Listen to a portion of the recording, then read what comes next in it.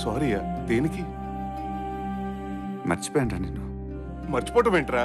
నువ్వెవరు? సిఇఓ రిషి కుమార్. ఎన్ని పనులుంటాయి నీకు? అందులో నేనెందుకు గుర్తుండాలి? చూడు ఎలాగున్నావో. గెలవటం అంటే ఇదిరా.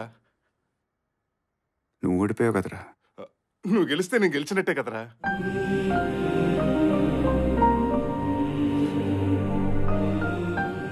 వెళ్దాం పద.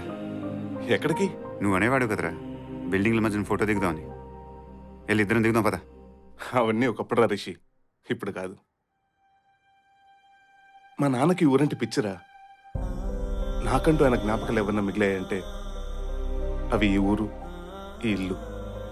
ఇక్కడి నుంచి నేను వచ్చేస్తే ఇక నా లైఫ్లోనే మా నాన్న మిగలడు. అలాంటిది ఈ ఊరు ఇల్లు ఏమీ మిగలమంటున్నారా? మీ ఊరికి ఏమైంది? పక్కనే ఉన్న సముద్రంలో ఏదో గ్యాస్ దొరికిందంట. ఆ గ్యాస్ పైప్ లైటర్కి దారిలో వచ్చిన ఊర్లన్నీ దున్నేస్తారంట. అందులో మా ఊరు కూడా ఒకటి. దానికి మీ ఊళ్ళో వాళ్ళు ఒప్పుకోవాలి కదా. ఒప్పేసుకున్నారా? కొందరు చేతగా ఒప్పుకున్నారు, కొందరు భయపడి ఒప్పుకున్నారు, ఇంకొందరు డబ్బులు కమ్ముడిపోయారు. కానీ నేను మాత్రం ఒప్పుకోలేదురా.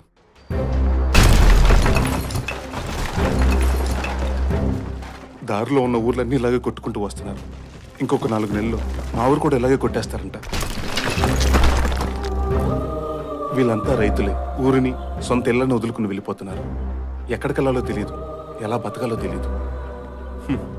ఆ పిల్లల్ని చూడు, మా ఊరు ఇది అని చెప్పుకోవడానికి ఐడెంటిటీ కూడా ఉండదు.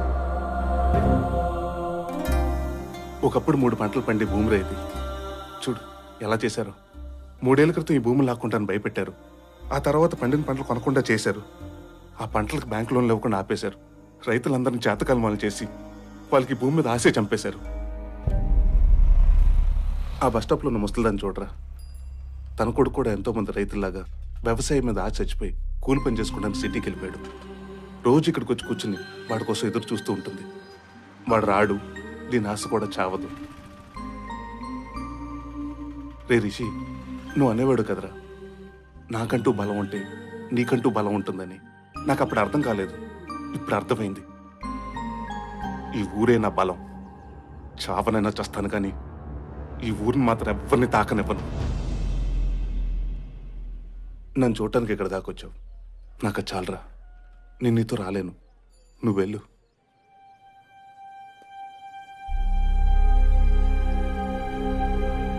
నేను ఇక్కడ దాకొచ్చింది నిన్ను తీసుకెళ్ళటానికి.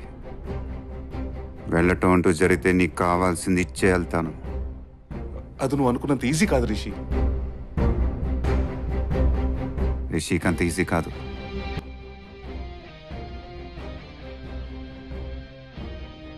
కానీ సిఇఓ రిషి కుమార్ అని ఒకడున్నాడు.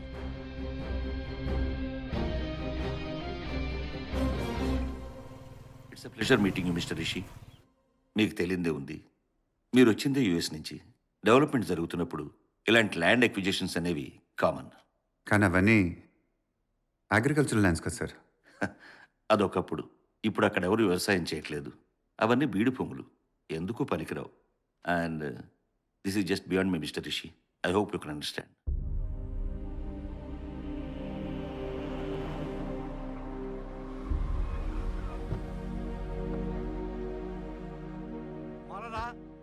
మీరు మారరా? మీకోసం ఎంపీ అయిన పాపానికి ఎంత కష్టపడుతున్నానో తెలుసా? ఆ కంపెనీ వాళ్ళు ₹1,00,000 ఇస్తారంటే ఎలాగైనా కనీసం 1,25,000 ఇమ్మని పోట్లాడుతున్నాను. అదైనా తెలుసా మీకు? సార్ మరీ 1,25,000 సార్. పక్క ఊళ్ళో ఎకరానికి 6 లక్షలు పలుకుతాయ్యా. ఇదిగో నేను ఇప్పుడే మీకు చెప్తున్నా, మీరు ఒప్పుకున్నా ఒప్పుకోకపోయినా ఆ కంపెనీ వాళ్ళు ఊరంతా దున్నేసుకుని వెళ్ళిపోతారు. అయినా ఏంటయ్యా, ఊళ్ళోకి ఎవరో పెద్ద మనిషి రాగానే ఓ జరిగిందంతా చెరువు చెప్పేస్తారా? ఎవరి గురించి మాట్లాడుతున్నారు? ఎల్లుడి దగ్గరికి ఎవరో పెద్ద మనిషి వచ్చాడు కదా. నా అల్లుడా? ఆ టైట్లో వాడు మీ ఎల్లుడు కదా. అది ఒకప్పుడు సార్. మరి ఇప్పుడేంటి? ఎప్పుడైతే వాడు చేసిన వెధవ పనికి వాళ్ళ నాన్న చనిపోయాడో అప్పుడే ఈ ఊరు నేను వాడిని వెలేసాం. ఇప్పుడు మళ్ళీ మా అందరికీ దగ్గర అవ్వాలని ఈ ఎదవ నాటకాలు.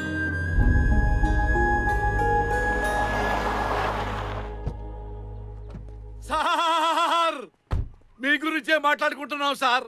మీరేంటి ఈ ఊరు రావటం ఏంటి? అందుకే మిమ్మల్ని కలవటానికి వచ్చారు సార్. రే ముసలోడా, ఇట్రా ఇట్రా, ఇక్కడ నుంచో. సార్ని గుర్తుపడతావా? ఎవరు సరైనా? గుర్తుపట్టవలే పో. అది సార్, సిటీలో మీకు పిచ్చ ఫాలోయింగ్ ఉంటుంది సార్, కానీ ఈ ఊళ్ళో కనీసం మీరంటే ఎవరో కూడా తెలియదు సార్. మీరు అనుకుంటున్న దానికన్నా ఇది చాలా లోతు సార్. వస్తాను సార్. సార్, మీరు తెల్లగా ఇంగ్లీష్ దొరలాగుంటారు. పల్లెటూరులో ఎండలు ఎక్కువ సార్, జాగ్రత్త సార్. ఏ సాయిబాబు, 1,25,000 ఫిక్స్. సీఎం ని కలవబోతున్న రిషి కుమార్, ఇది పర్సనల్ ట్రిప్ అని చెప్పిన రిషి కుమార్ సీఎం ని ఎందుకు కలవబోతున్నారు? ఏ అంశాల గురించి చర్చించబోతున్నారు? మీరు చెప్పింది అర్థమవుతోంది మిస్టర్ రిషి. బట్ ఈ ప్రాజెక్ట్కి క్లియరెన్స్ ఇచ్చింది ఇక్కడి గవర్నమెంట్ కాదు. ఇండియాలో అందరికీ ఒక మిస్కన్సెప్షన్ ఉంది, ఈ పవర్ అంతా పొలిటీషియన్స్ చేతుల్లో ఉంటుందని. But that's not the reality. Politicians don't rule India. Corporates rule India. లేకపోతే ఆలోచించండి, ఈ స్టేట్లో దొరికిన న్యాచురల్ రిసోర్సెస్ ఇంకో స్టేట్కి వెళ్ళిపోతుంటే చూస్తూ కూర్చోవడం తప్ప మేమేం చేయలేకపోతున్నాం. We are helpless. బట్ ఈ విషయంలో మీకు హెల్ప్ చేయగలిగేది ఒకడే, ఎవరు సార్? వివేక్ మిట్టల్. వివేక్ మిట్టల్ అంటే ట్రైడెంట్ గ్రూప్ చైర్మన్. ముంబైలో కూర్చుని ఇండియాలో ఎక్కడైనా చక్రం తిప్పగలడు.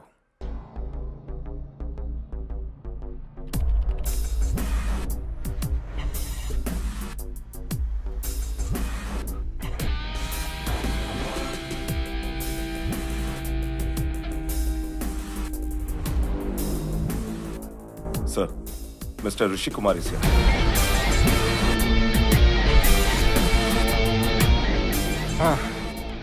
Mr. Rishi Kumar, hello sir. please come. What an inspiration. From nowhere to somewhere. Thank you sir. మీ గురించి కూడా ఎవరికి తెలియదు. Mister Vivek Mittal, one of the leading corporate kings in India. Thank you. What can I do for you, Mr. Rishi? చిన్న obligation. చెప్పండి, Mr. Rishi. But అది రామవరం అనే ఒక ఊరు.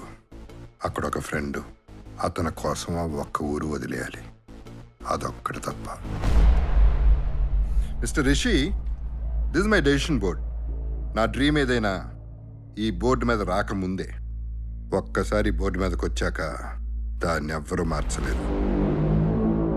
ఈ ఒక్క ఊరని వదిలేస్తే దారిలో 83 ఊళ్ళున్నాయి. ఇట్స్ $10 billion ప్రాజెక్ట్, అంటే 75,000 కోట్లు. అయినా mister Rishi, you are such a big man. నీ ఫ్రెండ్ని తీసుకెళ్ళిపో. Give my good life. చెప్పాను సార్ అడిగి వెంటలా. మీరు ఎన్ని వేల కోట్లు ఇన్వెస్ట్ చేశారో, ఎన్ని ఊళ్ళు పోతున్నాయో నాకు అనవసరం. వాడికి చెప్పాను ఇదొక్కటి వాడికి ఇస్తానని. ఈ ఒక్క ఊరు వదిలేండి. కుదరదు మిస్టర్ రిషి. కుదరాలి మిస్టర్ వివేక్.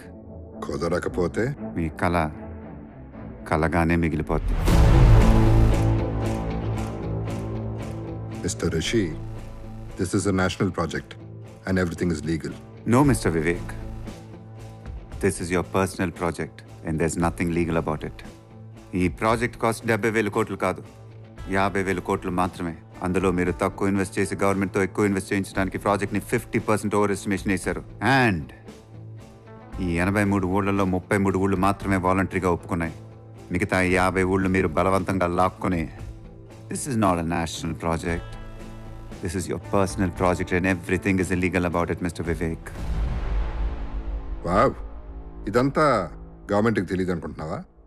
పోనీ గవర్నమెంట్ తప్పు చేస్తే దూకటానికి రెడీగా ఉన్న ఆపోజిషన్కి తెలియదు అనుకుంటున్నావా? అందరికీ తెలుసు, కానీ ఎవ్వరూ మాట్లాడరు.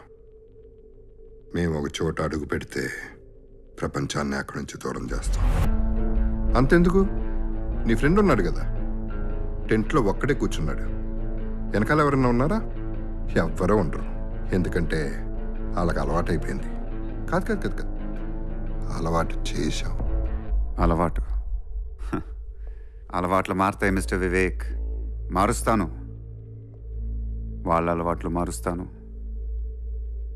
మీ అలవాట్లు మారుస్తాను.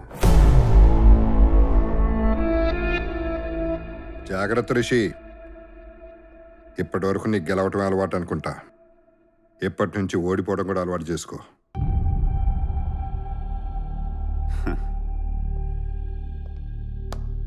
చిన్నప్పుడెప్పుడో మా అమ్మకి చెప్పాను, మళ్ళీ ఇప్పుడు నీకే చెప్పడం.